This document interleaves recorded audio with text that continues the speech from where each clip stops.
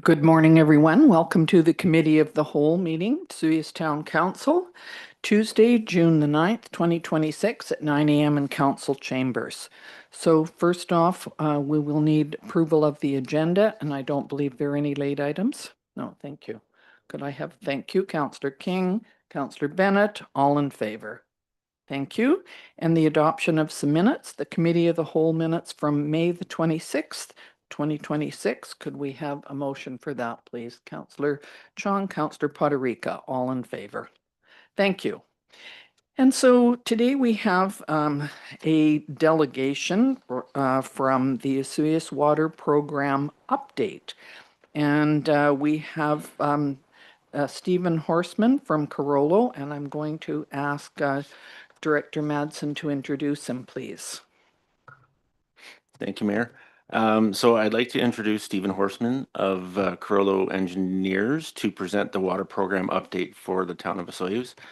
Stephen and his team have been assisting the town with facilitating the early findings of our water treatment plant, including the treatment processes and future site selection. And staff will be returning at a future meeting with the next steps on how we want to move forward internally. So with that, I will turn it over to Mr. Horseman. Thank you. Can you all hear me? Yes, we can. Thank you. Go ahead, please. Excellent. Good to see you all again.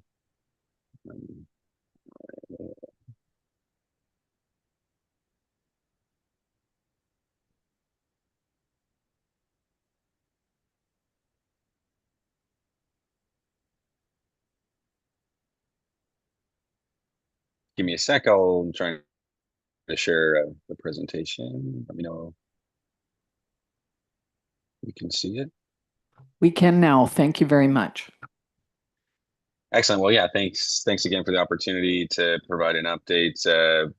Been working with staff in town for, well, I guess a couple of years now to help inform and guide the next steps for the community's investment in their water supply. And I think the town have done a lot of good work in that time to inform the decision and next steps.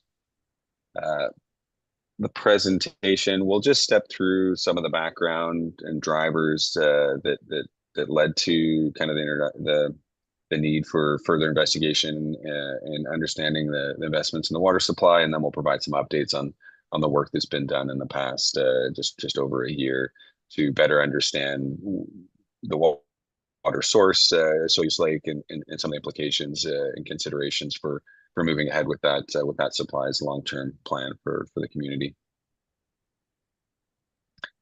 I think starting with the problem, the town had relied on the groundwater supply for many years, and it had served them well, and in both for the community needs. Some of the challenges I think identified were related to water quality, and with the introduction of chlorination, that interacted with the the manganese within the water, naturally present within the water system and the groundwater system, and not an uncommon problem. But the challenge with manganese is it builds up over time, and so it kind of accumulates within your distribution system, and then so changes in water quality, i.e., addition of an oxidant like a chlorine, would precipitate that, allow that manganese to come out of solution and show up in your water, both at an aesthetic objective, but also with health implications as well. And so there with the introduction of chlorine is one, and then the other challenge often with systems with heavy manganese present in them is things like fire events and rapid changes in flow within a system can then also unleash some of that buildup that accumulates within the piping system, and so it can be a troublesome parameter to manage if you're not able to take it out of the raw water going into the network. And so looking at some of the challenges they were seeing, that the town wanted to look at a holistic approach to the long-term water supply, both from a quality perspective, capacity, reliability, and how to support future growth within the community. And so that was shortly after ourselves getting engaged. I'll go through just a quick timeline of events to kind of, I think, lay out how the town got to this point and how the decisions they've made more recently to move forward. So I think the town have made, taken steps progressively over the last 10 years to better understand and inform the investments in their water supply. I think that started back in 2018 with a water supply options analysis uh, conducted by True, and in that kind of looked at surface water, groundwater supply. Some changes that followed. Health Canada introduced a maximum acceptable concentration for manganese in water supplies, so they reduced the regulated limit, and I think in 2019, and so there was still communities were still trying to understand how to respond or react to that change in health parameter from Health Canada. I think in 2020, further investigation of the treatability of the groundwater supply. So looking at, okay, how can we remove the manganese to meet either the aesthetic or health related objectives set in 2019. There were some pilot studies. There was a pilot study conducted and some initial scoping of treatment requirements on the groundwater supply. Following 3 years, based on the 2020 results or 2020 study, both pilot and feasibility study, there was application for grant funding. Municipal Affairs approved a decentralized groundwater treatment for funding in 2023. In conjunction with that timing, additional pilot testing was conducted on the groundwater supply, and it showed some more challenging parameters with respect to some of the different wells and well quality. So I think the initial pilot study was done on a particular well. However, the town relies on a multi well field, and so some of the complexities and challenges presented with the different water quality and the treatability identified within the 2023 pilot testing triggered the need for further investigation of this kind of what is the best long-term source and supply for the community going forward. Carollo got involved in 2024, conducted a source water feasibility study, again looking at kind of that broader perspective, new information from the more recent pilot study, as well as kind of incorporating some of the condition and reliability considerations within that analysis. I think my first introduction to yourselves was in 2024, and provide a recommendation on that from that feasibility study to investigate and move forward with surface water treatment approach. At the same time, Interior Health issued a treatment order on the manganese to the town of Osoyoos. And so through that process, we've updated the feasibility study. We did some value planning exercise with Colliers, really to try to validate and optimize some of the parameters. I think, some of the work that True had done and ourselves wanted to reconcile those, make sure we were comparing apples to apples and everybody was on the same page, recognizing this is a significant investment for the town, and it's an investment that will serve many generations to come. And so you want to make sure you're moving ahead with the best available information, and make sure there's broad support and buy-in on the approach going forward. And then today we'll be looking to share the pilot testing results that have been being collected over the past year, and how those might inform some of the assumptions that were included within that feasibility study, and help inform some of the next steps for the town. So looking at the pilot testing results, for those that aren't water treatment nerds like myself, pilot testing is effectively a smaller scale testing arrangement of a proposed water treatment train, and we'll get into some of the drivers, but it's basically a trial test of a process to make sure that the assumptions going into that process are correct, so that you spend a little bit of money to make sure your more significant investment is right sized, as well as validated from a capability and treatability perspective. I think looking at Osoyoos Lake, there was a little bit of information available, more from an environmental perspective on the lake water quality. So we wanted to validate and confirm some of the treatability considerations and public health considerations with that source. And so generally the lake water quality that we had access to was, kind of stable, high quality water, low turbidity, surface water source. So it's going to be subject to seasonal changes, and wanted to anticipate and understand what those looked like. The opportunity within pilot testing is the ability also to kind of collect real-time data. So you really get a good sense of the stability of the water quality in the lake. And so some of the primary treatability drivers we were trying to get more visibility to included the organics concentrations within the lake water. And so organics play a role both from a health perspective as well as an aesthetic perspective. So from a health perspective, elevated organics, which are just basically dissolved leaves and effectively the breakdown of any organic matter going into the lake, into the water system, show up as color in the water, and it can present a health implication when introduced with chlorine and chemicals that kind of break that down, and they can make great byproducts that can be carcinogenic. And so there's health parameters on what level of concentrations are acceptable to go into drinking water supply. The other known parameter or factor is seasonal algae events within the lake. They don't happen every year. There's a base level algae species present within the lake, but they do.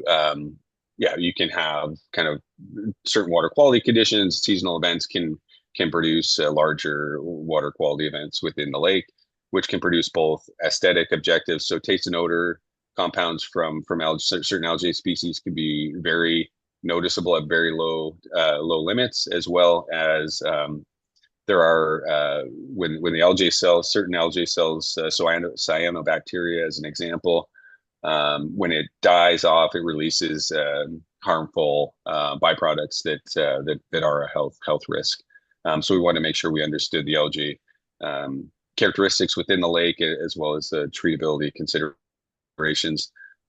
Also, as a surface water source, the efficiency of treatment processes often are affected by temperature. So colder water conditions can have an effect on treatability. So we want to be able to assess and have a better understanding of what that would look like in this particular application. And then I think I already spoke to the disinfection byproducts, which tie back to kind of the organic content coming in. And so we wanted to assess the treatment train proposed to see how it would respond or react to these changing water quality conditions over the course of a year. So Osoyoos Lake water quality, the background information, it will supported the need for a multi-train treatment system. So we're proposing a dissolved air flotation process to remove the organics and algae. If you were to look kind of within literature, the dissolved air flotation process is very reliable, probably the most reliable treatment process for algae removal, and very robust in that capacity. And also, in and of itself, very effective at reducing organics with the pretreatment chemical addition for coagulation. And then following that by a granular media filter to remove any particulate. And so there's kind of a balance between how much each of those processes work, and you can optimize that to manage your operating costs as well as your plant design and footprint. I think for dissolved air flotation, another consideration is there are multiple dissolved air flotation plants within the Okanagan region, some treating Okanagan lake water, and others treating some of the upland sources within the valley. So it's a known technology that has been used, I think, in similar applications for in similar water quality conditions to and perform reliably in those applications. Looking at the pilot testing results, we want to use that information to confirm how the process operates, as I mentioned, under the actual lake water quality conditions. So there's theoretical values which often hedge. I'm an engineer, so without more more information. We often hedge on a conservative basis, and then the pilot testing helps inform and understand how this particular application and this particular source water quality will interact with these different treatment technologies and the parameters related to that. And so ultimately looking to use the information captured over this period to really optimize and refine some of the design assumptions, which ultimately just means right sizing the process for the town's application. So with more information, the ability to make sure have a higher level of confidence in the footprint and the sizing of the different unit processes is able to be optimized.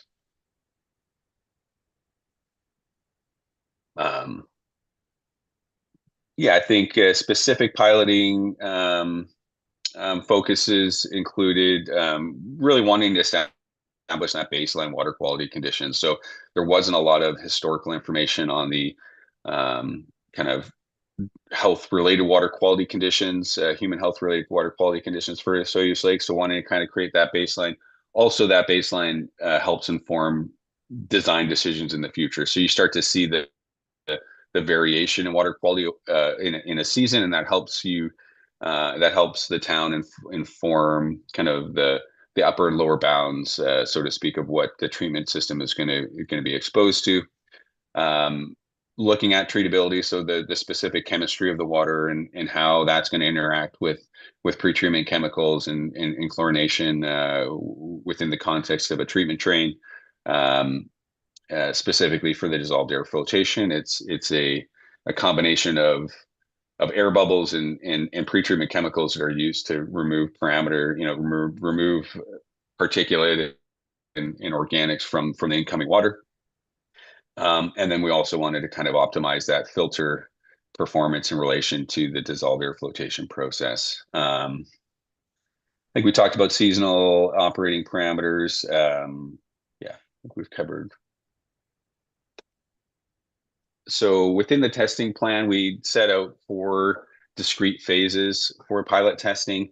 The first phase is really just set up, make sure the equipment's doing what it's supposed to receive the plant. It was put in, I suppose, last summer around this time, actually, and was received by the town, set up at the Pump Station 8 site, and tied into the sampling intake there. And so all of that work was done in kind of June, July of last year. And then making sure all the equipment parameters are calibrated and set up and ready so that once you move forward into pilot testing, you have everything's dialed in and ready to go.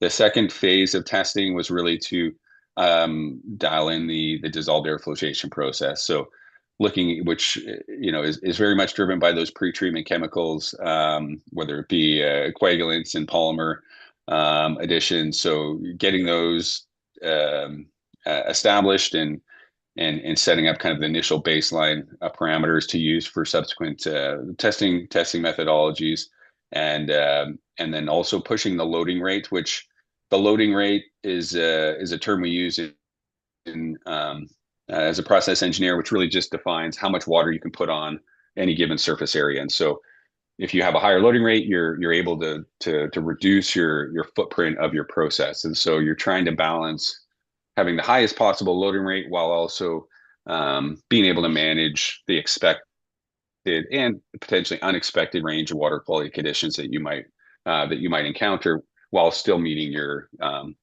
treatment objectives.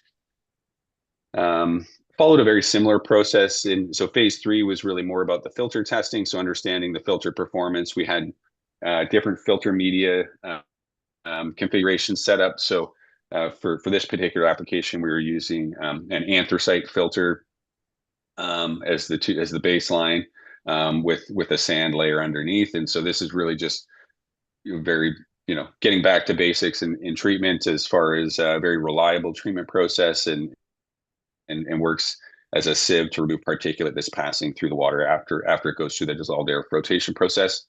And so different filter media depths can give you different performance, as well as potentially similarly allow you to optimize that footprint of the filter process that's needed to maintain reliable treatment. We also wanted to look at potential organics reduction across the filter. So we did put in a granular activated carbon filter, which is very similar to what you would see in a Brita filter. And so it strips out some of the organics that might still be present within the treated water coming out of the dissolved air flotation process.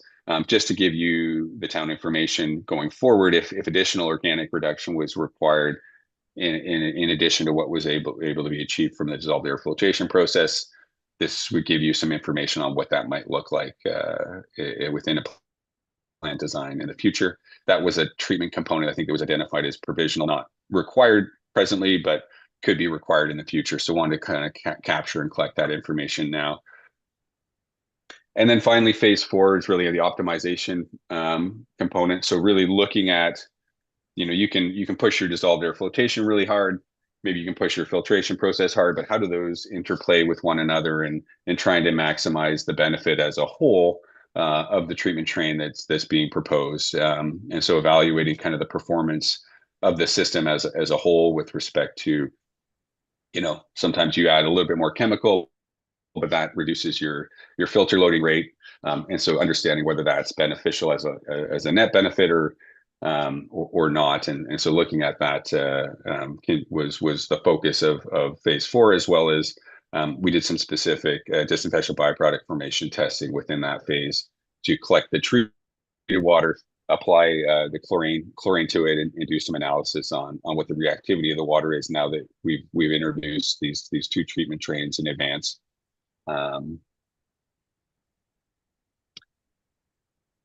So I've been leading up to this, but there's two drivers I think most relevant to the town on what outcomes from the pilot testing, and they speak to the drinking water officer guide in BC that mandates pilot testing in order to increase loading rates of individual unit processes. So there's a certain acceptable limit of a treatment process where no further testing is required. There's enough kind of industry knowledge and institutional knowledge available to have confidence in that level of treatment at that particular loading rate. However, it's quite conservative. And so pilot testing allows you to, again, line up site-specific, water quality-specific treatability considerations with your design. And so ultimately what the intention there is to be able to reduce your footprint and reduce the initial capital cost by increasing the loading rate on particular unit processes, or better understanding, what a comfortable loading rate might be for some of those unit processes. So as you increase the loading rate on the DAF and filter, you're able to decrease your water treatment plant footprint as well as your expected capital costs. So looking at the dissolved air filtration process first, and some of the results we saw, I think in general, very, very stable, high performing dissolved air filtration process on Osoyoos Lake. I would say that Veolia's equipment package operated very well. They provide you received good value for the equipment that was rented from Veolia. And as an example, so you're seeing loading rates here from 29 to 39. The basis of design in the original feasibility report was quite a bit lower. I think it was in the order of 12 meters per hour. And so we were able to really push the loading rates of the dissolved air filtration process into the high rate loading area for this particular process, and saw very stable particle removal and treatability at kind of that 29 meters per hour, which is kind of 2 times higher than what was originally proposed in the feasibility study. And as noted, so piloting required above 12 meters an hour, and we're able to demonstrate really stable performance up as high as 40 meters per hour. There are some DAF processes within the valley that push up to 40 meters per hour, and that could be explored further in design to understand whether that might be suitable for this application. We also looked at the filter loading rates So similarly, filter loading rates, maximum allowed without piloting is approximately 14 meters to 15 meters per hour, sorry. And that was the basis of the feasibility assessment and initial costing. I've shown two dashed lines here for filter performance. The first one is kind of a typical, what you want to typically have your filter produce water with less than 0.1 in turbidity coming out of the filtered water. However, you're regulated up to 0.3. That buffer gives you some flexibility in discrete events, but a good operating filter should always kind of typically be under 0.1, and only if you're under changing or problematic water quality conditions, or you're really pushing your filters under extreme circumstances, would you kind of allow it to push up to 0.3. The Coles notes here, I think within these water quality parameters, is we were able to really push this filter almost 2 times what was originally proposed, and again showing quite stable, reliable filter performance at higher loading rates. There is kind of a level of diminishing returns as you push up beyond kind of 22, 24 meters per hour on your filter performance, where you start to kind of lose the benefit of, you can only make the filter basin so small before you start to kind of lose some of that efficiency and treatability. But long story short, here is both the dissolved air flotation process and the filter media showed strong performance under the Osoyoos Lake water quality conditions. You're recognizing only 1 year of operation, so you would have to build in some additional flexibility in applying these design parameters into a facility design, but definitely promise in being able to kind of push both of these new processes to tighten up the footprint of the proposed water treatment plant. So the findings to date, we were able to establish the chemical requirements for maintaining effective and stable treatment, running the test through seasonal water quality changes, as well as pushing the different unit processes at higher, really challenging the filter to fail, so to speak, is really what we're trying to do through pilot testing. And we were able to find those upper boundaries for these different unit processes that are being proposed. We're also able to capture kind of that cold water condition performance, so understanding how the chemical kinetics work in those cooler temperatures.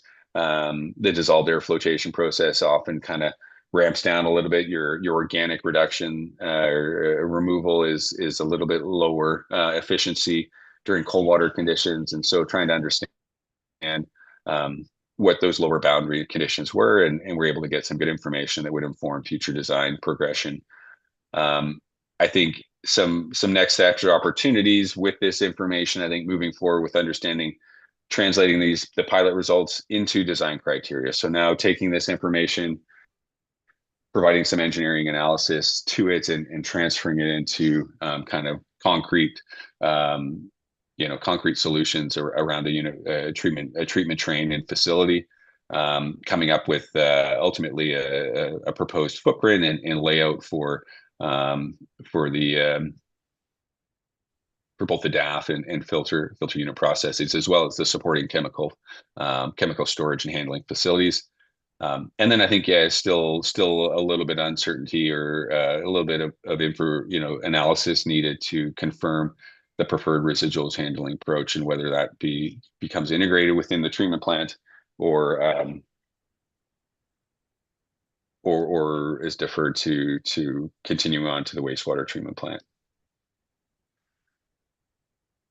Just looking at some of the foundational kind of components, just to refresh, Osoyoos Lake, being identified as the preferred long-term source water. I think the pilot testing and baseline data continues to support, a reliable, treatable source of water. Capacity defined at that initial 25 megaliter per day. That was effectively an outcome from the value planning exercise. And then including provision to expand out to 32 and 37.5 megaliters per day to meet future growth needs. I would say that 25 megaliter per day value correlates to the current system capacity and current system demand of just under 20 megaliters per day. Albeit we recognize the town is investing in water conservation and making some good inroads there, and that will help offset some of that demand and build in more capacity within that initial staged investment of the water treatment plant. From a treatment perspective, nothing unexpected, I would say. I think favorable performance of the processes was great to see. I would also say I've done several pilot tests in the past, and the quality of data that was captured and collected by this particular pilot testing activity was very good. So I've seen similar studies done in really like inconclusive data coming out of them, and kind of challenging information to work with, and so then you really don't gain a lot in your ability to optimize your design. In this particular application, I'd say we received really good information that will help and benefit the town with, I think, a higher level of confidence in the parameters used going into design process. A resiliency and location are, I think no changes there, consistent with the resiliency is really a part of that value planning exercise, getting aligned on how much additional capacity can you reserve to mitigate some of those emergency events, power failures, main breaks, things like that, so that you don't run out of water in the event of an emergency, but you're not overbuilding your system to anticipate all possible events, so to speak. And then the centralized treatment and location siting there, just I think on Strawberry Hill there, just behind the operations yard, was identified as a preferred location potentially. So project implementation and next steps. I think a couple important investments are moving forward. I think looking at an expanded water license application to secure that investment in a surface water source for the town.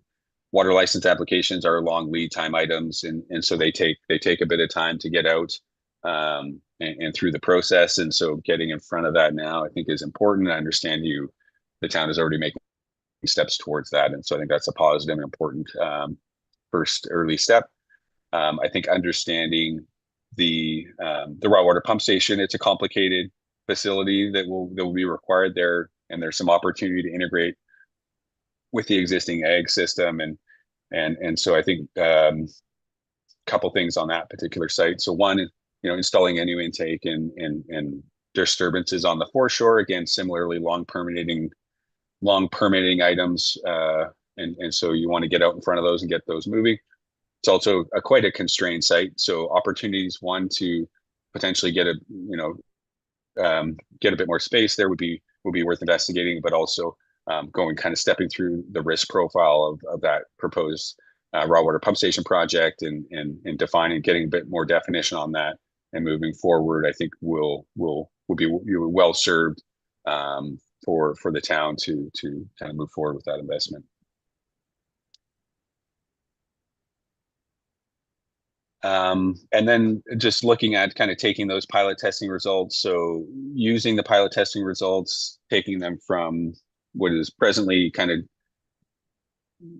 data analysis and kind of considerations for treatment, and then converting that into a basis of design for the proposed treatment plant, with applied assumptions on chemical use, hydraulics, residual handling, so the kind of the waste treatment stream of the drinking water treatment process, and informing some of the operability considerations that have been gleaned through the pilot testing, and so kind of moving that forward into a conceptual / preliminary design basis that then kind of captures and anchors that will be a useful and helpful tool for the town in moving forward with further discussions on potential funding options and opportunities, as it will, having an updated design to say a 30% level gives you a higher level of confidence, one, in your budgetary numbers for that facility. So getting a higher level of certainty and clarity on that. And I think it's important to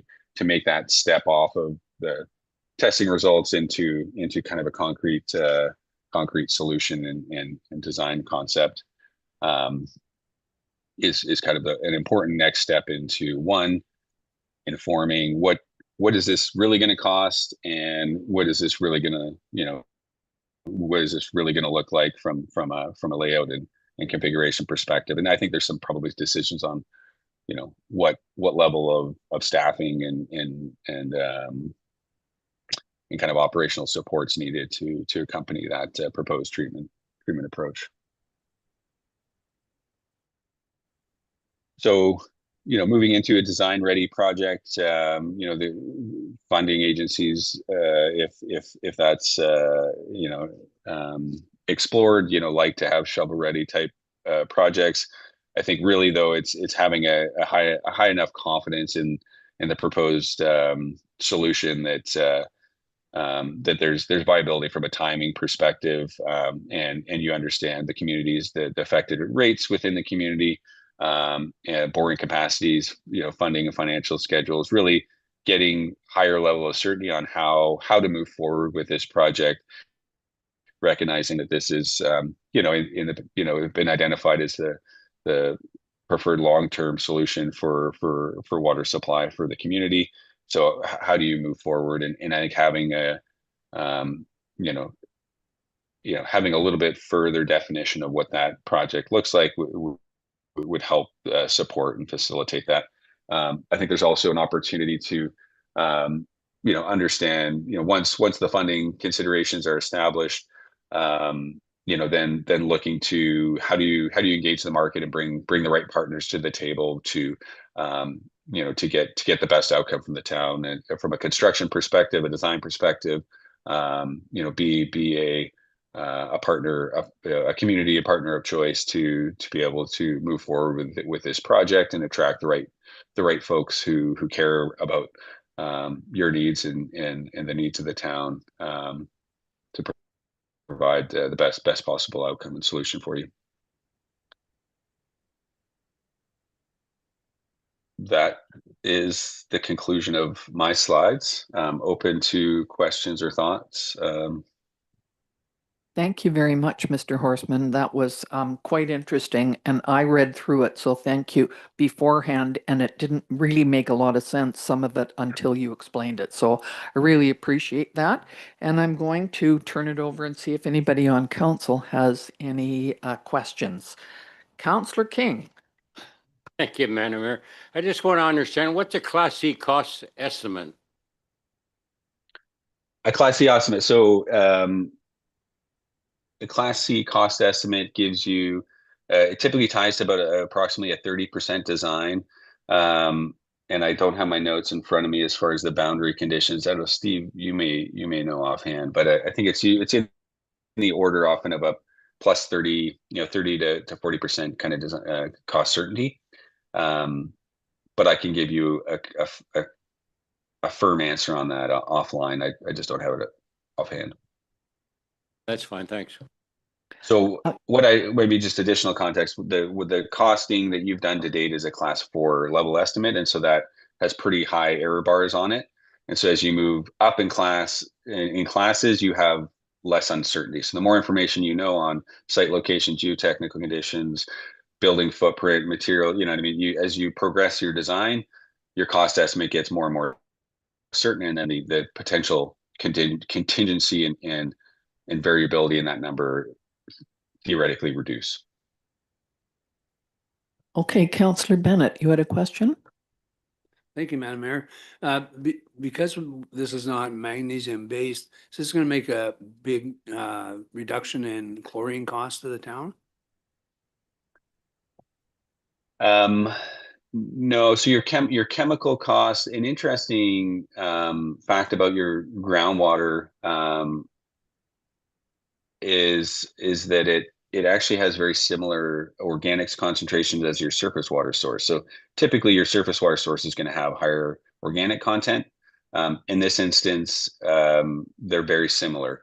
And so with the pre-treatment, your chlorination costs should actually go down. You'll have other costs that will go up from an operating perspective, but your actual chlorination costs we would expect those to be less. Councillor Chung. Thank you. Oh, I have a few questions.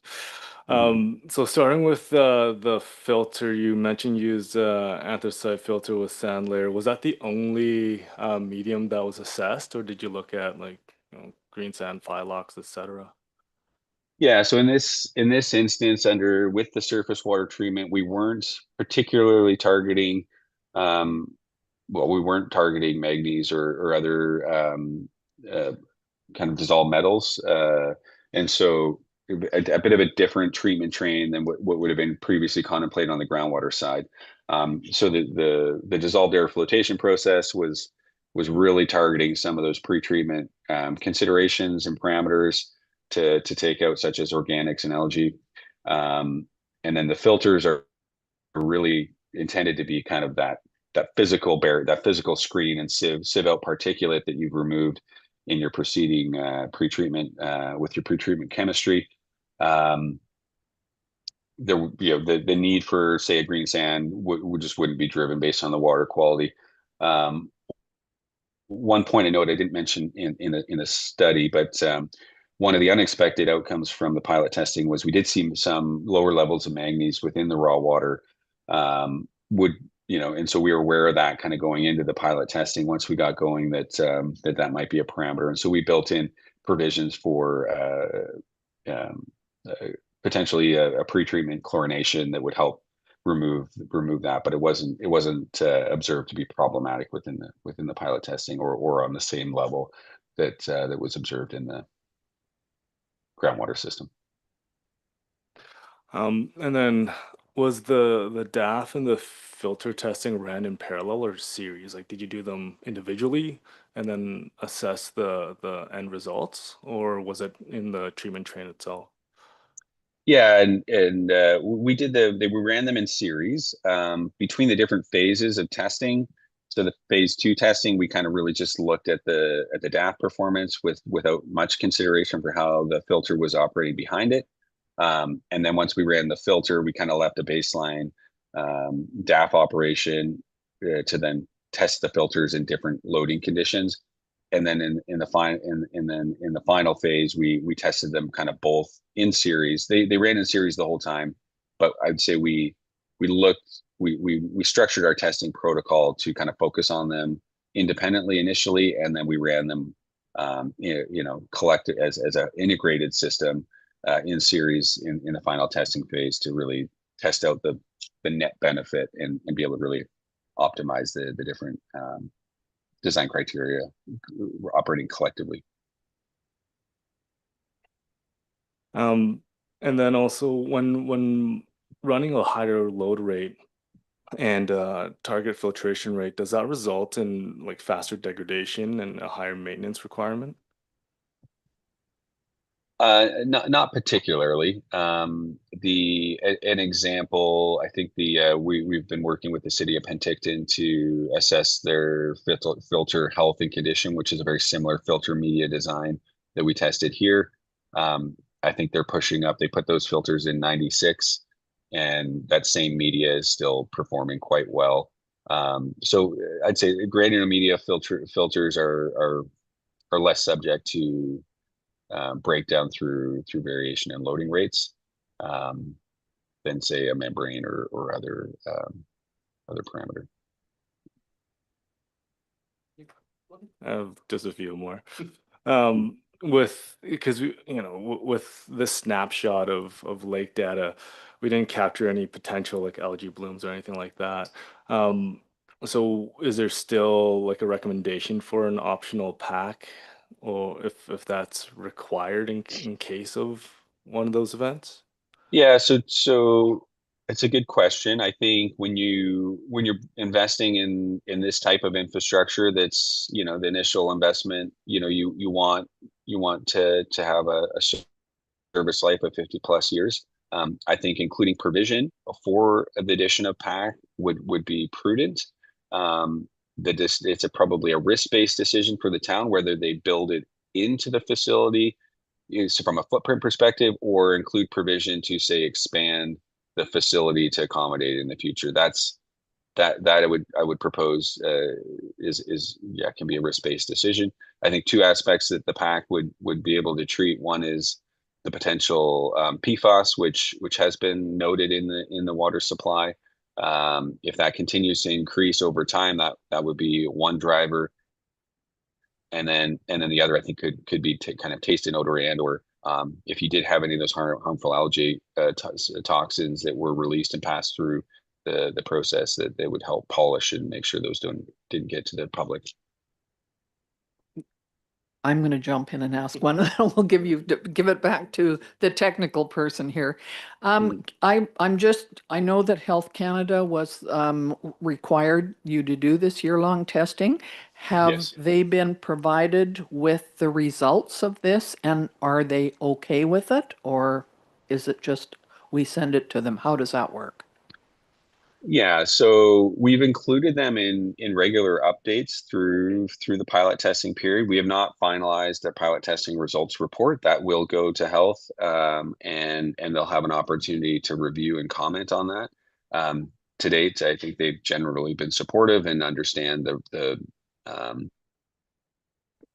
results, and haven't expressed any concerns with recommendations going forward.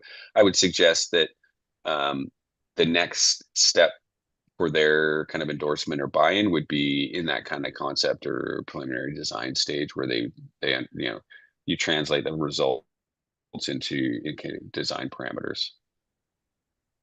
Thank you. And can I just ask another question? I know that you put the hose or the pipe or whatever you did to get the water out of the lake. Did you do that at various depths, or did you discover what the best depth was at the beginning and stay with that? I just wondered if it would make a difference to the results if the depths were different. That is an excellent question, a very astute question, and one that has a broad response. So there was some preliminary work done by Lorado Aquatic on the source water assessment that identified an optimum depth in that basin that was approximately 30 meters deep. We did not install the sample line at that depth due to time constraints and permitting considerations. So we actually installed it at the same depth and location as the existing intake, which is about 14 meters. The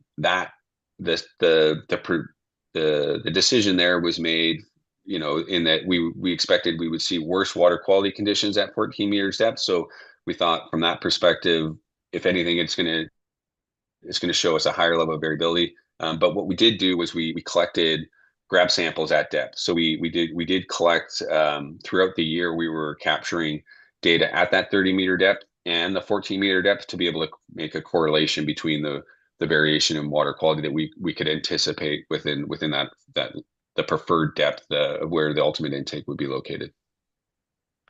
Thank you. I have one more question, and I'm turning it back to Councillor Chong.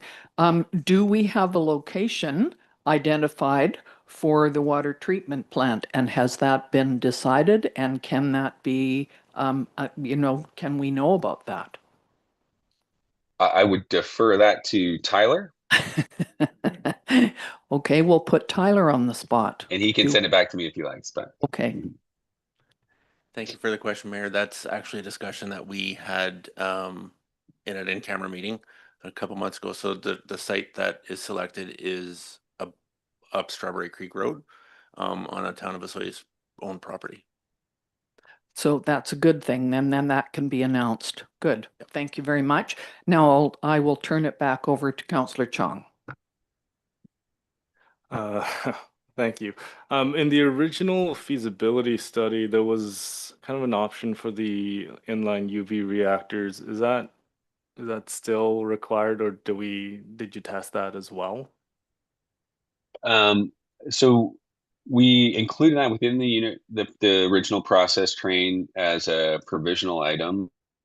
I think it's not strictly required to meet health requirements, and therefore I would suggest it stays in that provisional capacity budget, budget based on budget and availability. I don't think we saw anything in the pilot testing that would indicate a strong need for that to be included.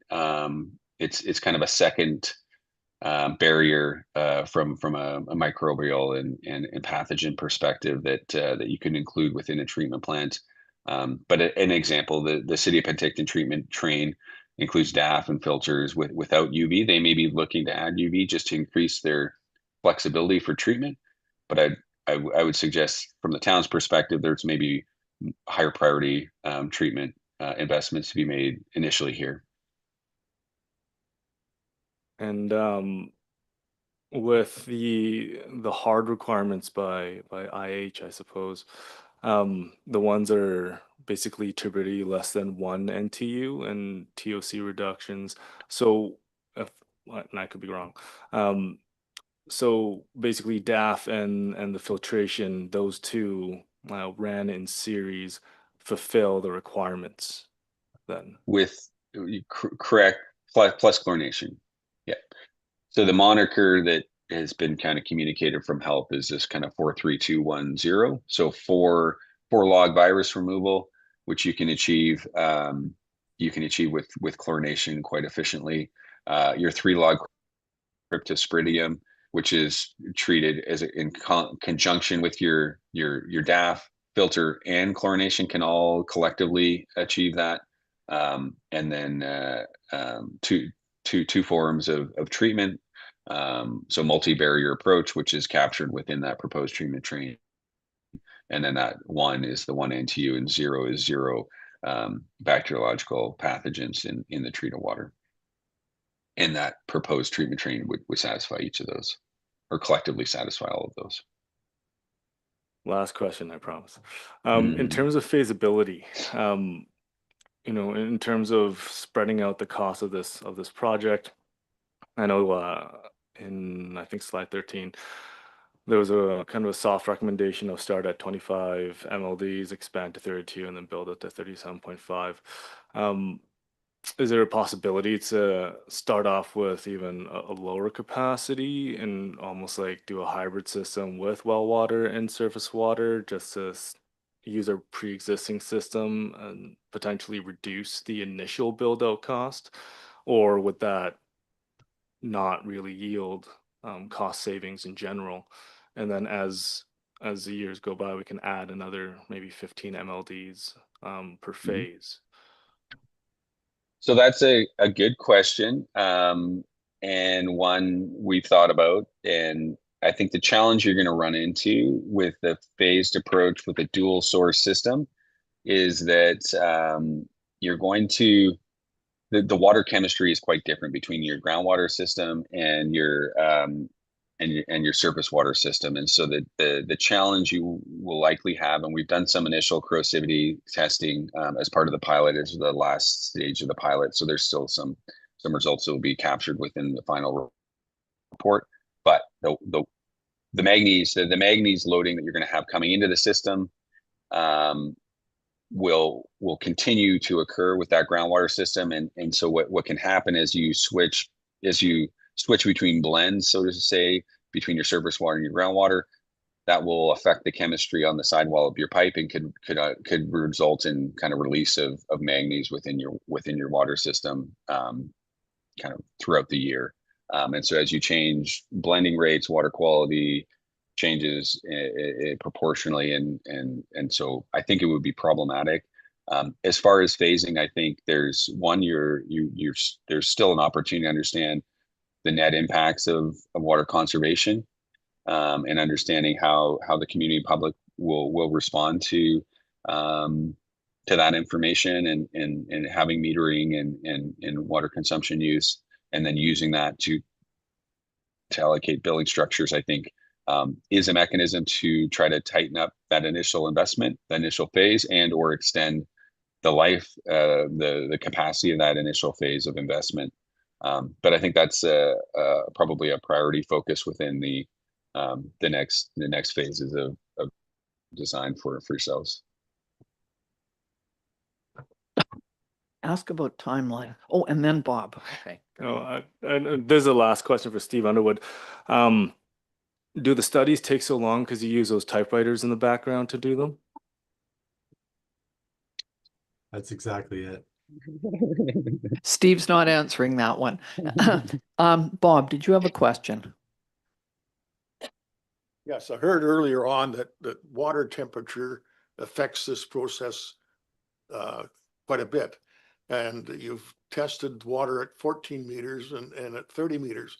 What was the difference in the average temperature of those two sources? That's a good question. I don't have it offhand, but we typically see the cold water temperature down at it's usually a little bit more stable at the 30. It is more stable at the 30-meter depth, so you get less fluctuation from those seasonal lake turnover events. Whereas at your 14-meter depth, you're going to see that surface water influence. So you're going to see generally quite a bit higher temperatures, especially when you experience a turnover where you kind of have that thermocline in the lake flips between the cold water and the warm water on the top, and then it flips over and pushes down, and that can be 15 to 20 degrees Celsius under those conditions. But I think generally the water quality was around 7 to 10 degrees Celsius, which is pretty stable. Did I hear you right? You're saying our temperature of the water can change 20 to 50 Celsius? Not 50, 15, sorry, 15. 15, okay, thank you. Yes. Okay. Did you have a question? Go ahead, Councillor Poderica. Your worship, and I was worried that Water Councillor Appleby was starting to go down that train of my question here because the mayor took my first one. With regards to, I know we talked about cold water conditions and concerns. As the lake gets warmer, do we expect to see further challenges on the opposite side when those temperatures rise? I know you talked about obviously the change in temperature that we see, even the two depths that we've sampled on. But I'm just thinking, long term here, do we start, let's see, we see another 5-10 degree Celsius temperature increase over time, especially in the summertime. Does that create some challenges on the treatment side? Yeah, I would say the primary consequence of higher water quality temperatures would be an increase in algae concentrations within your source water. And that's really the driver for that dissolved air flotation process being selected as a pretreatment. There are also, you get water above 15 degrees Celsius. People don't love drinking it. It's kind of an aesthetic objective, but I think that the primary kind of health parameter would be the algae. I think that's it. You've been put on the spot for an hour, and we really appreciate all of the answers that you've provided. We look forward to hearing from you again when we have more information to present to council and to staff, and we will certainly get Director Madsen to let us know when the next step is appropriate. So thank you very much. Thank you, Steve, for being on, and to Mr. Horstman for your presentation. Really appreciate it. Thank you. Appreciate the opportunity. Cheers. Okay. Next, are we ready for the next one? It's on the Parks and Trails Master Plan, and we have Mr. Miles, but I will let Director Davis introduce this. Thank you, Madam Mayor. I'd like to introduce Terry Miles. Terry is the Senior Urban Designer, Landscape Architect with ISC. And also, I believe in the background is Nicole Patterson, who's assisted on this as well. So Terry's going to present our final draft for our Parks and Trails Master Plan. And hopefully, once it gets approved by council, we can move forward. Thank you. Please go ahead, Mr. Miles. Thank you. Lost. I just want to make sure. Hopefully, am I sharing my screen? Yes, Yeah. we can see Okay. it. Thank you. Thank you. I want to thank Mayor and Council for the opportunity to present the Trails Master Plan update. I'm just going to put a little warning in. We unexpectedly have construction going on in the building, so if there's some background noise, I apologize. But right now we're in a quiet moment, so we'll try to get through this. We'll take advantage of the coffee break or whatever they're on. So we're going to focus primarily just on the high level messages from the report. The key finding or the key message here is that this was an update to the existing master plan.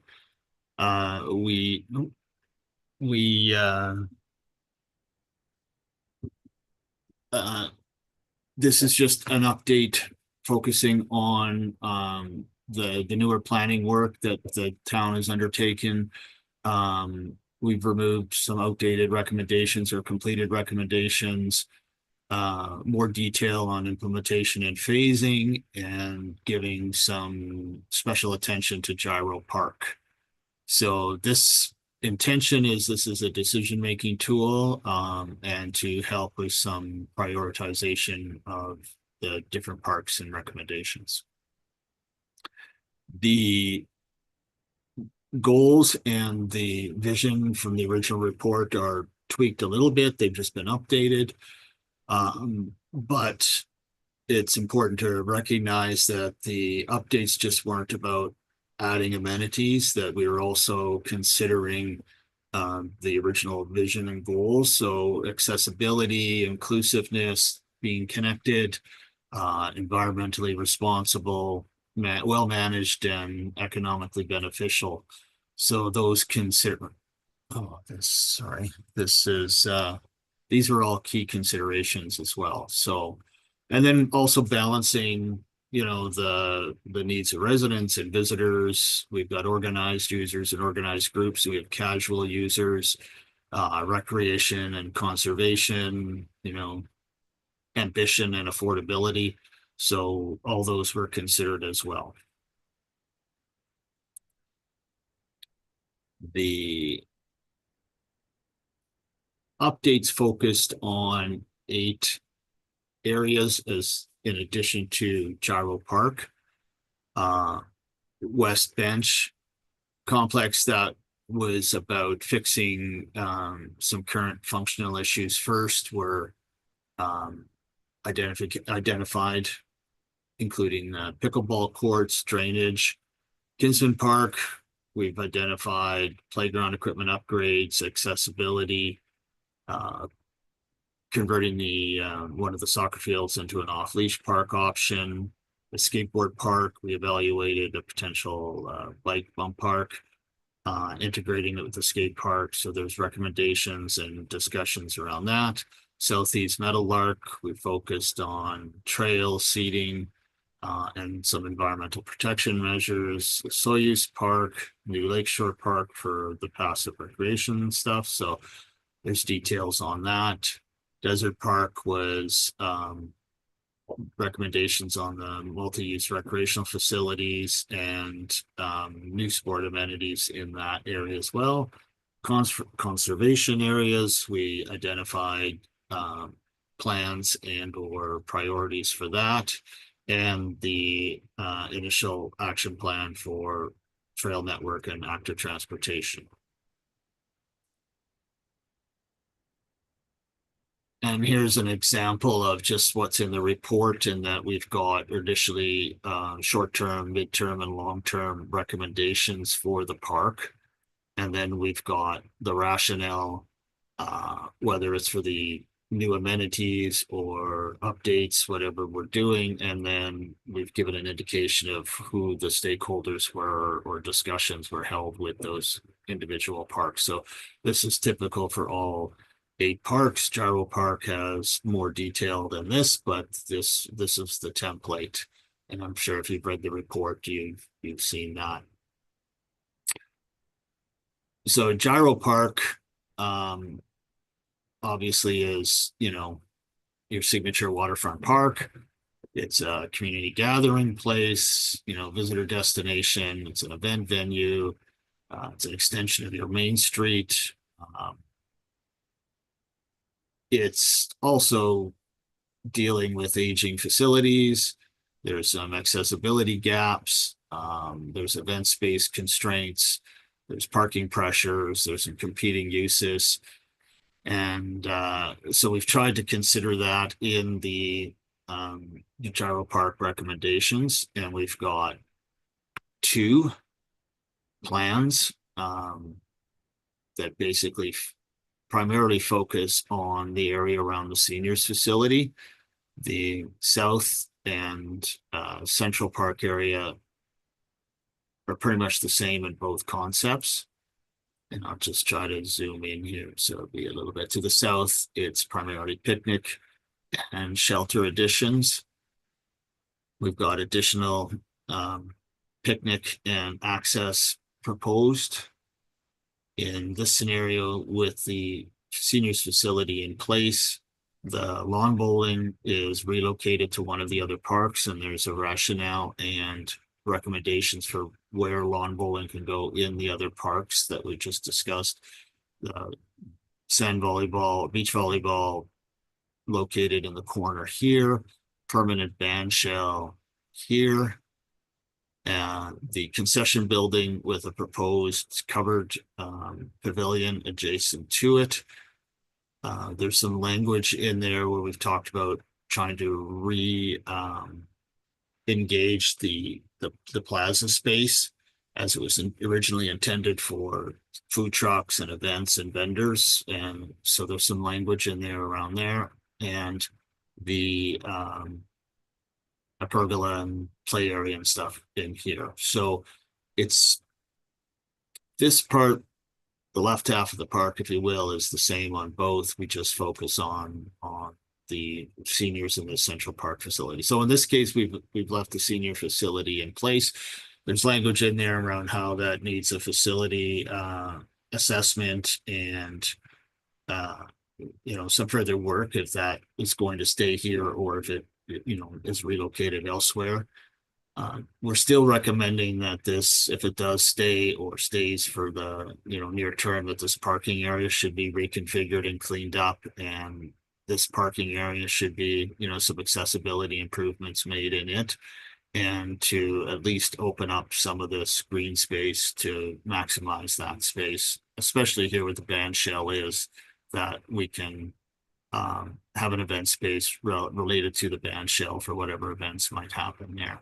On the option 2 with the no seniors facility, this opens up a large lawn area, which we've divided into two. I'm just going to jump to this slide here.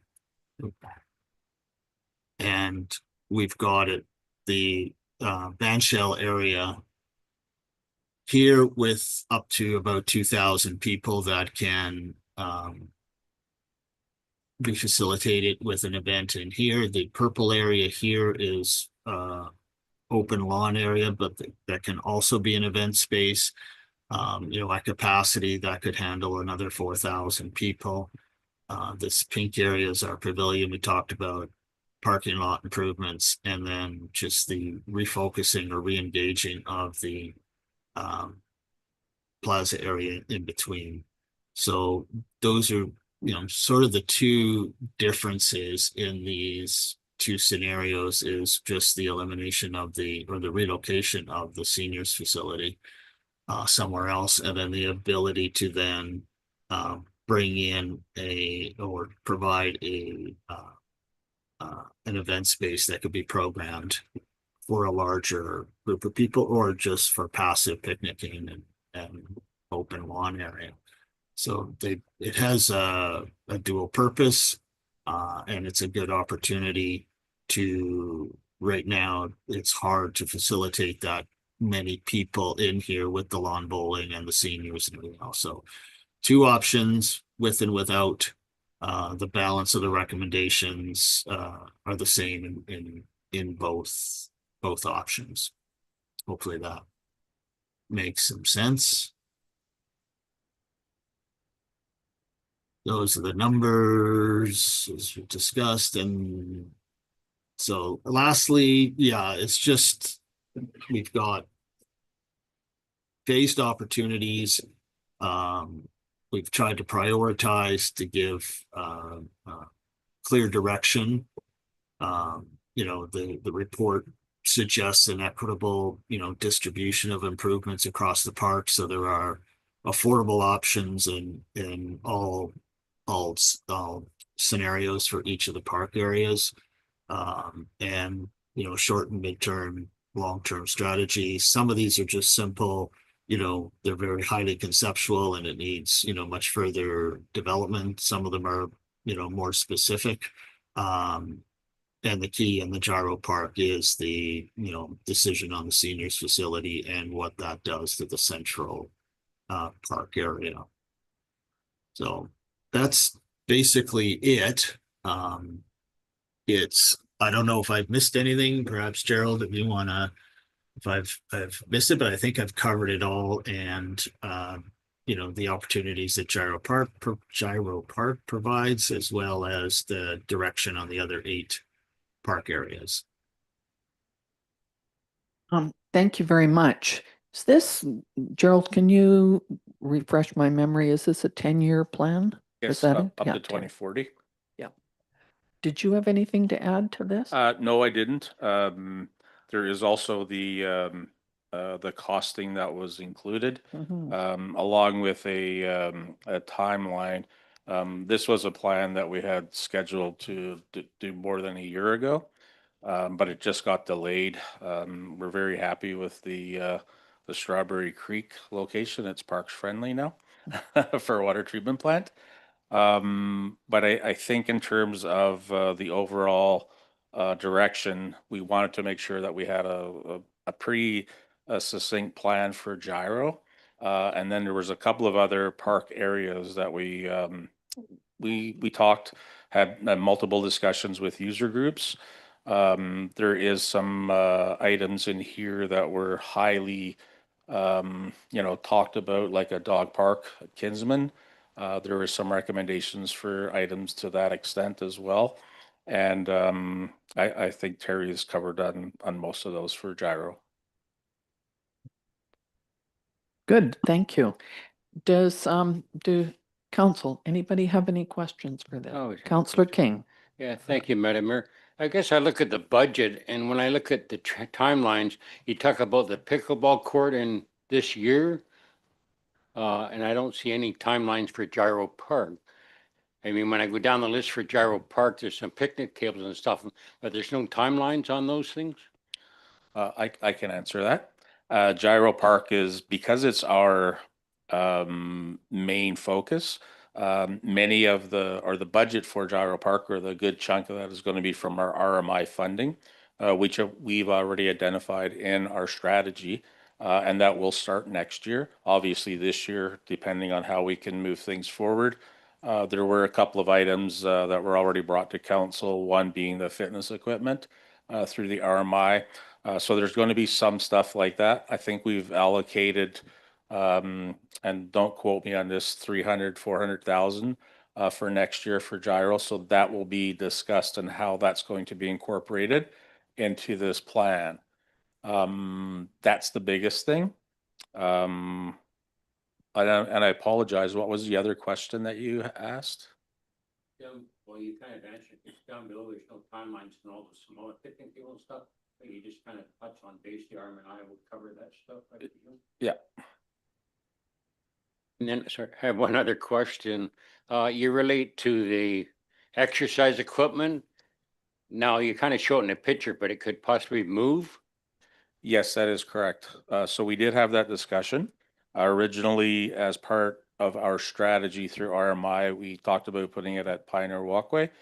We have confirmed with the RMI program that it is something we can easily move to Gyro Park or where council feels necessary, but following along the timelines for this shouldn't be an issue. I do remember the other one you had was pickleball. So at this point in time, the recommendation to keep pickleball where it is, there was another option to relocate it to Desert Park as well. But for now, we do have a budget, and it was a capital budget that got carried forward from last year.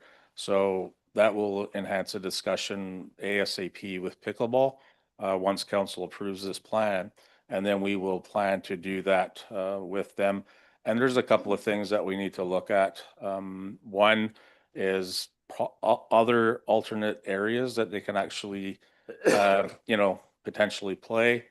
We've looked at some other places, including the curling club, during the off season where they could possibly do that. And that's not confirmed or guaranteed, but it was a discussion that we had with them. And then just trying to do something even within our own arena when the ice is out during this time of year, where we can help accommodate some of those needs during that time.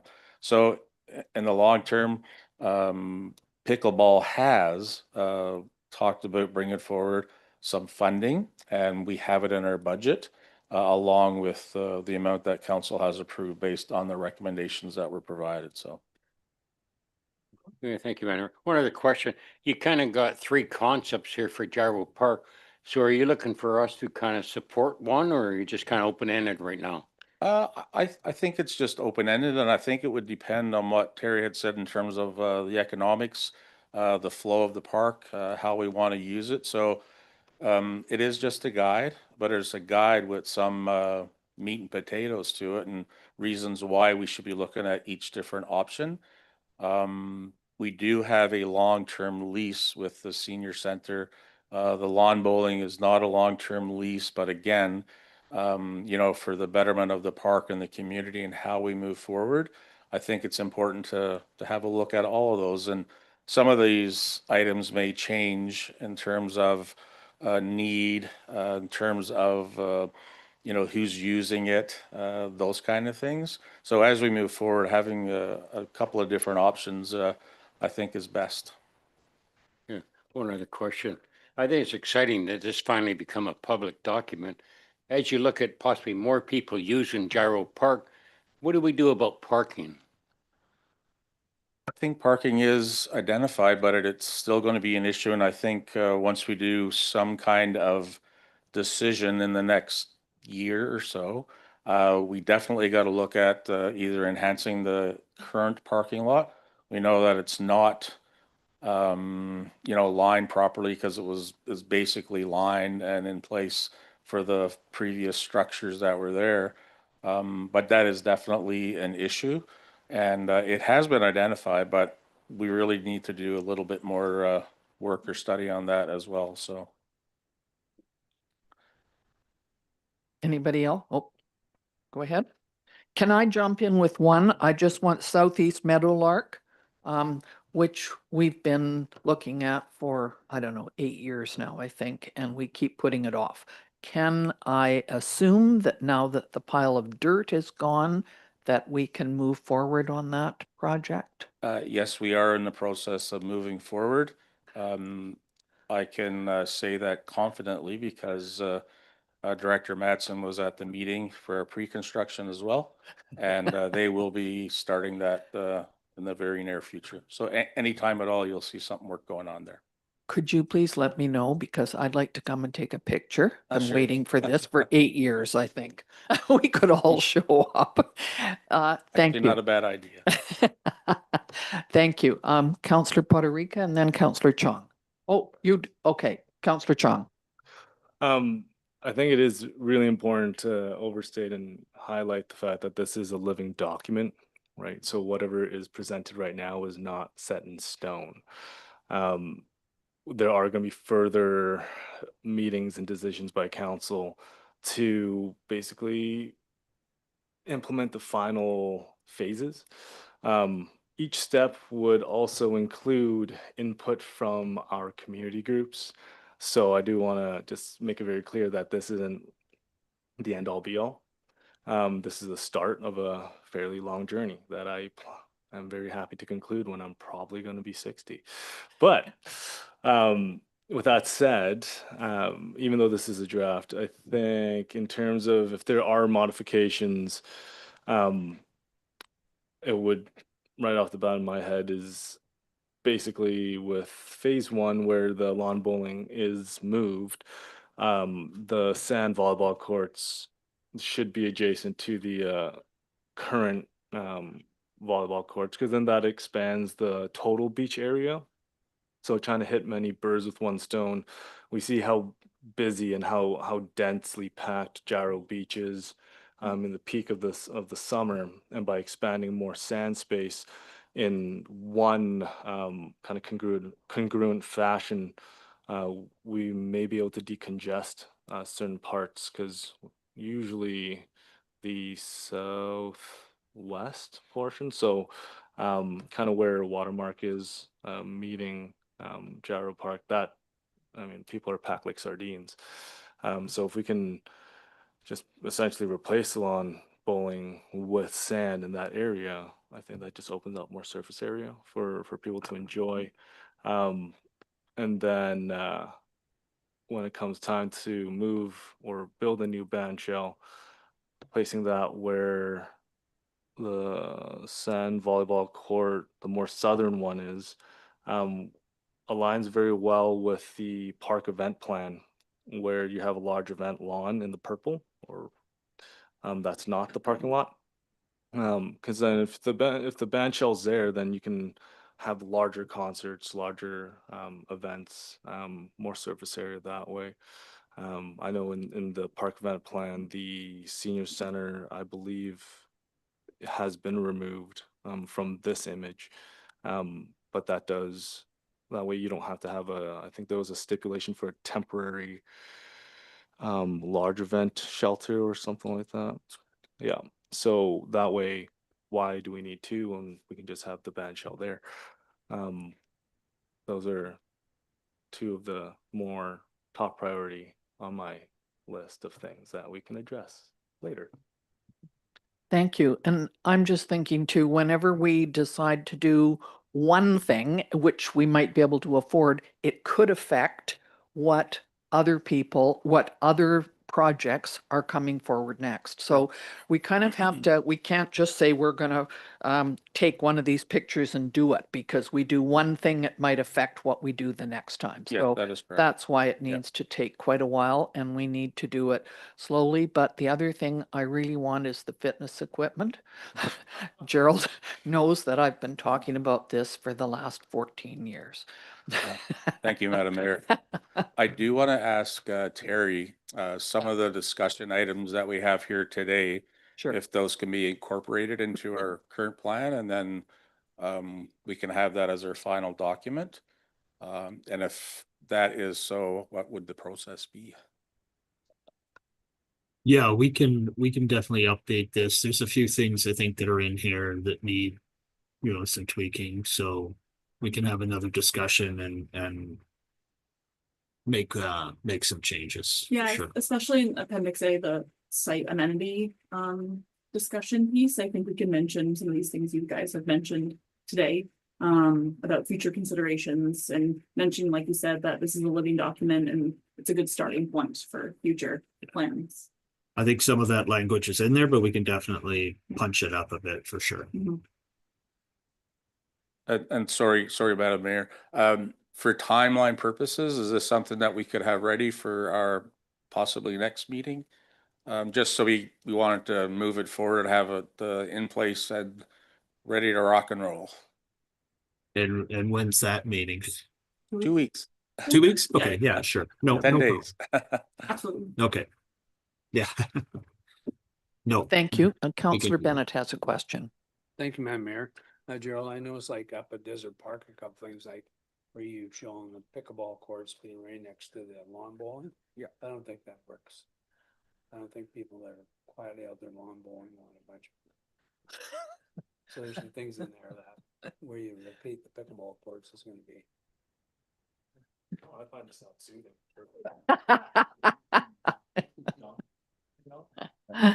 And basically, some of those items that were put in there were based on, the facts that were gathered, either from the user groups, from the services or the facilities that we had, and what are some of those options and discussions that we had with the, open house and stuff like that. So So everybody has their own ideas, and usually a pickleball player is not really is not really interested in looking at all of the other options that we have to look at. So that's the problem. We need to look at everything, not just one or two things. Go ahead, Councillor King. Yeah, thank you, Madam Mayor. Yeah, I welcome some changes, but I think you got to remember, Councillor Chung mentioned this is a living document. So even with some changes, there can be changes. Yep, 100%. For sure. All right. Well, thank you very much, Mr. Miles, for presenting this, and we look forward to, I think, seeing you in another 2 weeks. Am I correct? Yes. Good. All right. Well, thank you for this. We've been waiting a long time to have this presented, so we're very happy with it. Thank you for attending today. Thank you. Okay. Next, I think it's Director Davis again. Cricket pitch, Desert Park. Could you go ahead, please? Thank you, Madam Mayor. So continuing on with our very important parks, we wanted to add something new and exciting to everything else that we just talked about. So there's a recommendation here for council that the committee provide administration with input and direction on installing a cricket pitch at Desert Park infield. Administration is bringing a proposal forward from a local cricket club. And they want to build a cricket pitch at Desert Park infield. This was something we were made aware of a few months ago, and we got in touch with a gentleman who's quite involved with this. And we had a couple of meetings, myself and Sarah, with the gentleman, and this is where we are right now. So a little bit of background. The local club here recently joined the BC Mainline Cricket League. They oversee and plan and schedule all their fun games, tournaments, etc. So they are sanctioned through them. The pitch will offer new rec opportunities, attract visitors, and contribute to cultural diversity.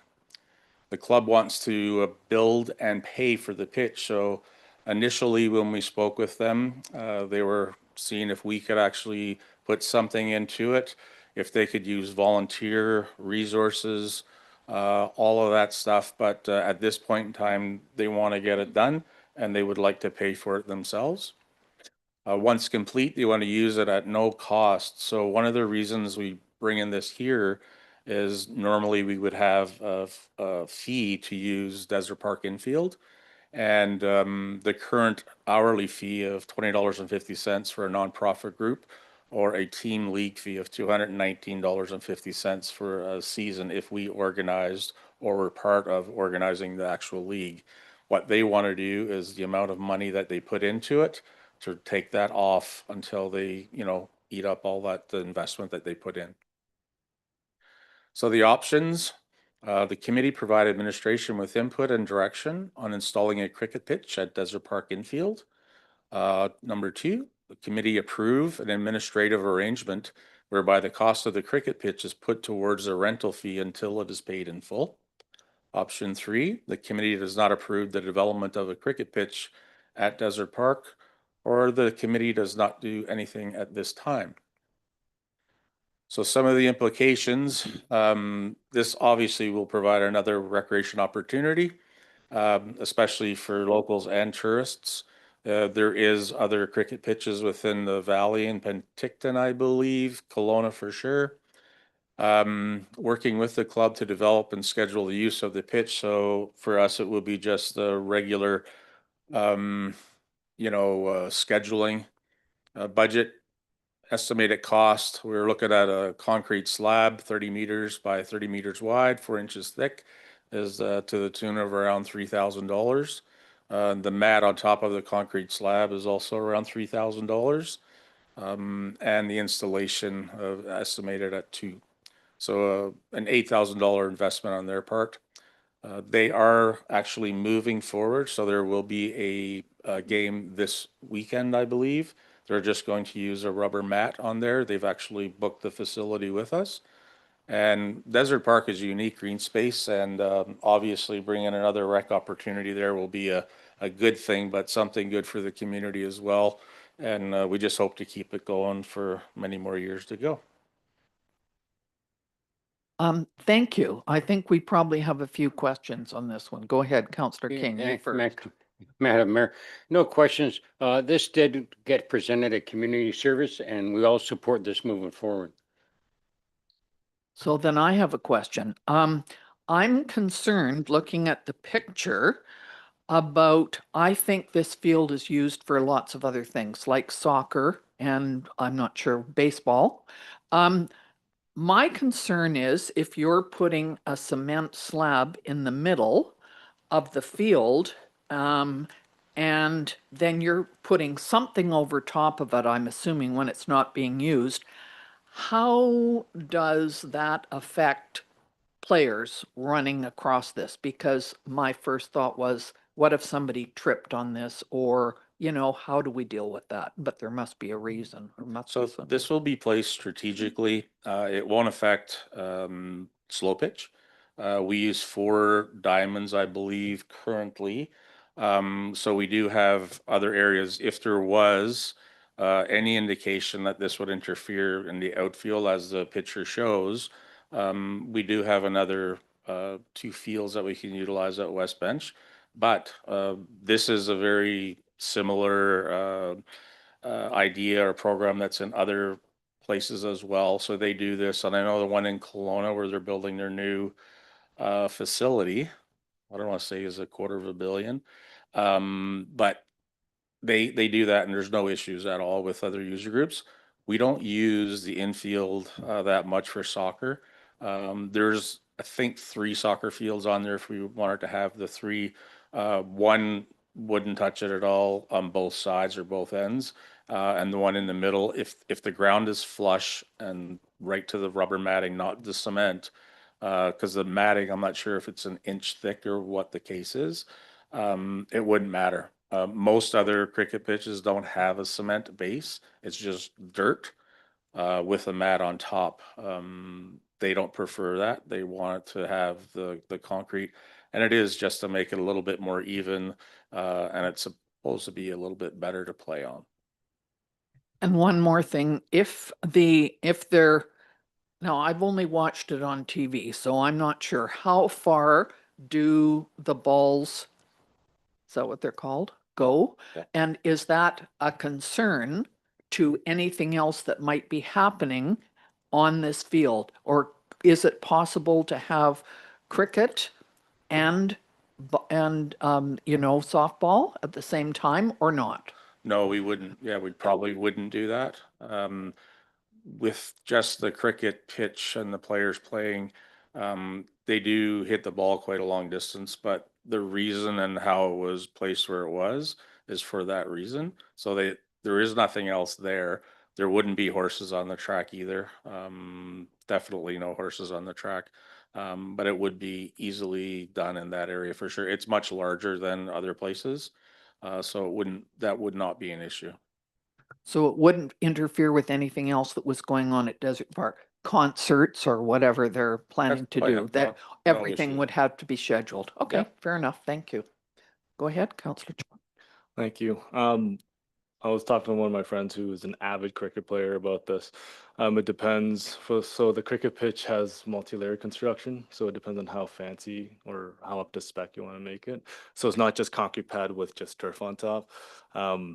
If I recall correctly, it's a concrete, and then there's gravel, and then a smaller substrate, and then a shock pad, and then the artificial turf.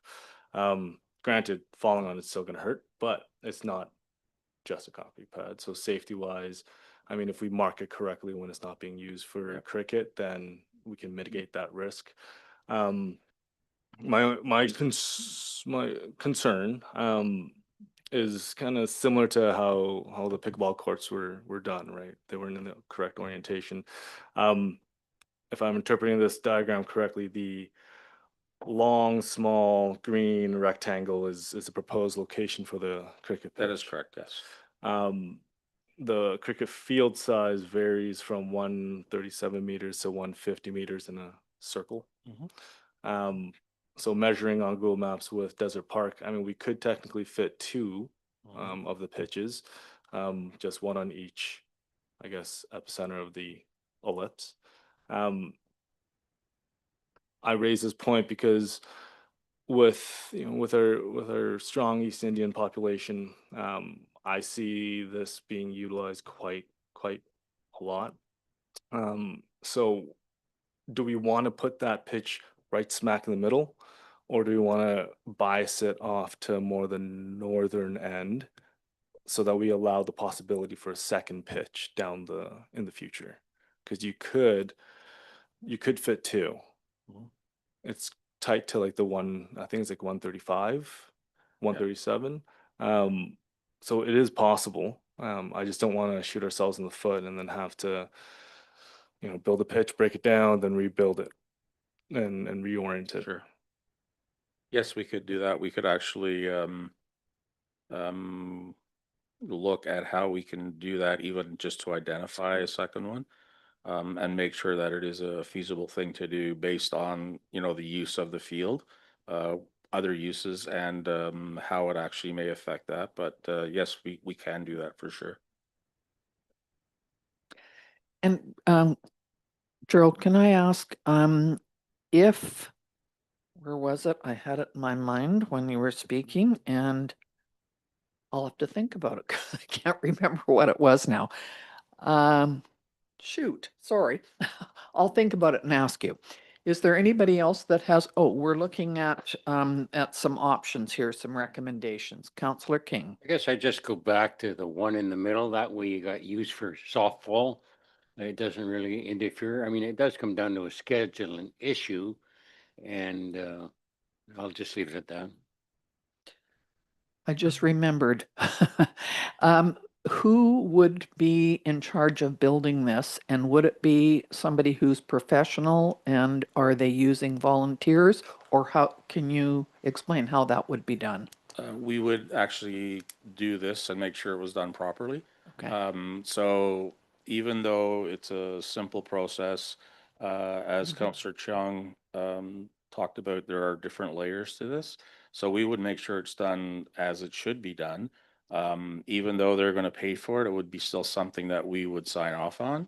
And to make sure that that's done properly, yes, we would. And nothing that we wouldn't, if council approves this today, we're not going to go build it this afternoon, but I could also probably talk to ISL about maybe including some kind of footnote in our Parks Master Plan for this, with some of those comments, possibly to identify one, put one in, etc.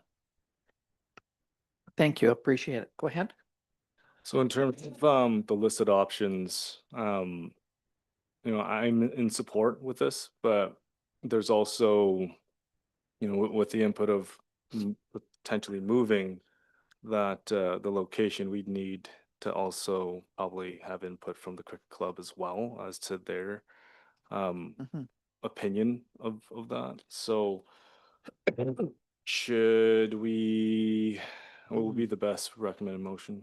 Sorry. Go ahead. We have a draft motion if you'd like me to read it. Sure. Okay. So the draft is that council approve the installation of a cricket pitch at Desert Park at the expense of the BC Mainland Cricket League, and that council approve an administrative arrangement whereby cricket pitch rental fees incurred by the BCMCL are credited up to the equivalent dollar value of the installation. But that doesn't include the other option. So I'm not sure we want to put that option in until we have a look at the possibility of doing two in there versus one. Does that make sense? Yes. We do subject to a finalized design plan, Yep. We could do that. Okay. and I will move that motion. Okay. And Councillor King, did you have a question? Oh, okay. Are you seconding that? Yes. Councillor Poderica is seconding that. All in favor? Thank you. Is there anything else that needs, we've already got all of that incorporated in that motion. Okay. So, hang on just a minute. We're not finished yet. Thank you very much, Mr. Davis, for presenting this, and we will look forward to hearing back from you on this. Thank you. And now it's been moved and seconded that we terminate. All in favor?